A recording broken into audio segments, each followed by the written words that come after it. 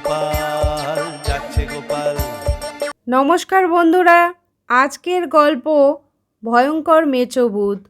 সাথে থাকো আর শুনতে থাকো। আজ থেকে অনেক বছর আগে গোপালের সাথে ঘটে যাওয়া একটি ঘটনা। তখনও গোপাল রাজসভায় নিযুক্ত হয়নি। কৃষ্ণনগরের দক্ষিণের একটা নিচু এলাকায় গোপালের বাড়ি। গোপালের বাড়িটি তখনও পাকা হয়নি, কাঁচা মাটির বাড়ি। তার উপরে আবার বর্ষায় অল্প বৃষ্টিতেই বন্যা হয়ে যেত। অনেক বছর আগে একটা ছোটোখাটো বন্যাও হয়েছিল। বর্ষা এলেই গ্রামের লোকজন সবাই মাছ শিকার করতে যেত নদীতে। এমনিতেই ওখানকার মানুষজন প্রায় সন্ধ্যা নামলে ব্যস্ত থাকতো মাছ ধরতে। ওখানকার নদীটি আরও দু একটা নদীর সাথে মিলিত হয়। তার ফলে ওখানকার নদীগুলো দিয়ে বিভিন্ন ধরনের মাছ, বড় চিংড়ি, বোয়াল, বড় বড় বাইলা মাছ, বিভিন্ন মাছ ভেসে ভেসে চলে আসতো। সেই সময় গোপাল রাত জেগে গল্প, কবিতা লিখত। পরে সেগুলো বাজারে বিক্রি করত। যখনই চোখে ঘুম চলে আসতো তখনই গোপাল রাত 12টা কি 1টায় হাতে হারিকেন আর লাঠি নিয়ে বেরিয়ে পড়ত। ভোরবেলায় 3টে-4টে বাড়ি ফিরত। এভাবেই চলছিল কয়েকটা রাত। এরকমই একটা সময় সারা দিন বৃষ্টি, সারাটা গ্রাম বন্যার জলে ভেসে যাচ্ছে। চতুর্দিকে কাদা, পাক, যেখানে যেখানে নিচু জায়গা সেখানে জলের স্রোত বইছে। সেদিন সন্ধ্যায় হাতে একটা হারিকেন, ব্যাগ আর লাঠি নিয়ে গোপাল বেরিয়ে পড়ল মাছ শিকারে। কারণ সারাদিন প্রচুর বৃষ্টি হয়েছে, মাছগুলো এখন চড়ে উঠে এসেছে। তাই গোপাল বেরিয়ে পড়ল মাছ ধরবে বলে। ও মা, সে কি যে পরিমাণ লোক এসেছে মাছ ধরতে! এত পরিমাণ মাছ নদীতে আছে কিনা সন্দেহ। যাই, ঘরে ফিরে যাই, পরে নিরিবিলি একা এসে মাছ ধরবো।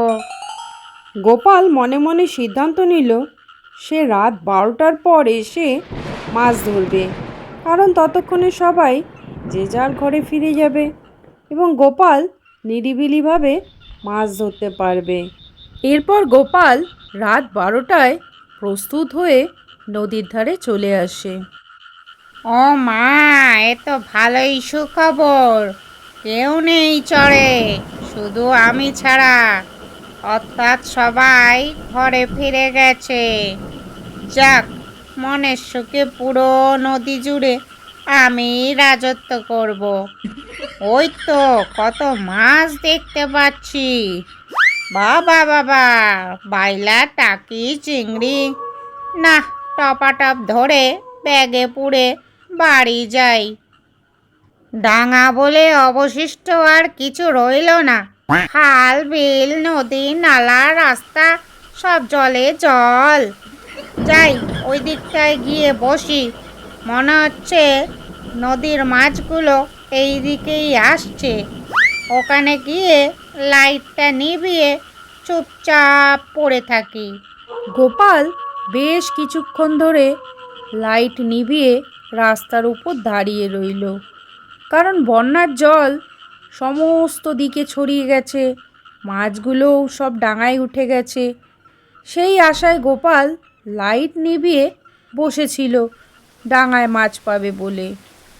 ধুর বাবা, একটা মাছও তো পাচ্ছি না। ভাবলাম মাছ পাবো, এখন কি এই জলের মধ্যে আমি কুমির ডাঙা খেলবো? সারাদিন প্রচুর বৃষ্টি হয়েছে। রাতের বেলা চারিদিক ঘুটঘুটে অন্ধকার। লাইট অফ করলেও সামনের 10 থেকে 12 হাত ঝাপসাভাবে দেখা যাচ্ছে। হঠাৎ গোপালের মনে হলো, ও মা গো, কে যেন আমার দিকে আসছে। জলের ওপর ছপাত ছপাত করে আওয়াজ হচ্ছে। কে আসছে আমার দিকে? ও মা গো, দুহাত নেড়ে নেড়ে আসছে আমার দিকে। কে? সাথে সাথে গোপাল লাইট জ্বালিয়ে দেখলো, কিন্তু সে কিছুই দেখতে পেল না। মনে মনে গোপাল আবার বলতে থাকে, না, কোথাও তো কিছুই দেখতে পাচ্ছি না। মনে হচ্ছে আমার চোখের ভুল। আবারও সেই একই অবস্থা। দুহাত নেড়ে নেড়ে জলের উপর দিয়ে ঝপঝপ আওয়াজ করে কে যেন গোপালের দিকে তেড়ে আসছে। হঠাৎ গোপাল লাইটটা জ্বালিয়ে দিল। ও মা গো, এটা আমার সাথে কি হচ্ছে? এই তো দেখলাম কে যেন আমার দিকে এগিয়ে আসছে, আবার কোথায় চলে গেল। মনে হচ্ছে কিছু একটা আছে। ফাঁকা নির্জন নদীর ঘাট, বৃষ্টি ভেজা রাত, চতুর্দিকে ঝিঝি পোকা, ব্যাঙের ডাক। গোপাল চিন্তায় পড়ে গেল। না না, এটা আমার মনের ভুল নয়, এমনকি চোখের ভুলও নয়। আমি যা দেখলাম তা সত্যি দেখলাম। গোপালের মনের ভেতর একটা ভয় তৈরি হলো। তারপরেও গোপাল ভাবল, না, আরেকটু দেখি, ভালো করে শিওর হই, আরেকবার দেখে নিই। লাইটটা অফ করে দিই। এরপর আরও কিছুক্ষণ গোপাল লাইট নিভিয়ে দাঁড়িয়ে রইল। এরপরও সে একই অবস্থা। গোপাল সত্যি সত্যি প্রচণ্ডভাবে ভয় পেয়ে গেল। না, আর এখানে থাকা যাবে না, বাড়িতেই চলে যেতে হবে। কিন্তু কিভাবে যাব? যেই পথে বাড়িতে যাব সেই পথেই তো এই বিপদ। চারিদিকে কাউকেই তো দেখতে পাচ্ছি না। এখন আমি কি করি? ভয়ে আমার গায়ের লোমগুলো দাঁড়িয়ে গেছে। কি করব? দৌড়াবো? না, জলের উপর দিয়ে কি আর দৌড় দেওয়া যায়? না, তার চেয়ে ভালো একটা গান ধরি। মহাভূত মহাভূত শিবভূত সিংভূত বাবাভূত নানাভূত ওরাভূত কানাভূত রাজাভূত পাকাভূত প্রজাভূত পাকাভূত যোগাভূত মোটাভূত আদাভূত। এ কি, আমি গান গাইছি নাকি কাঁদছি? তাও আবার তাদের নিয়ে। হঠাৎ ঝাপসা অন্ধকার গভীর অন্ধকারের রূপ নিল। রাত দুটোর প্রায় কাছাকাছি। হাতে লাইট জ্বালিয়ে গোপাল চারপাশ দেখতে লাগলো। তারপরে গান গাইতে গাইতে ঊর্ধ্বশ্বাসে বাড়ির পথে হাঁটতে শুরু করলো। শেষে শুকনো জায়গায় এসে উঠল।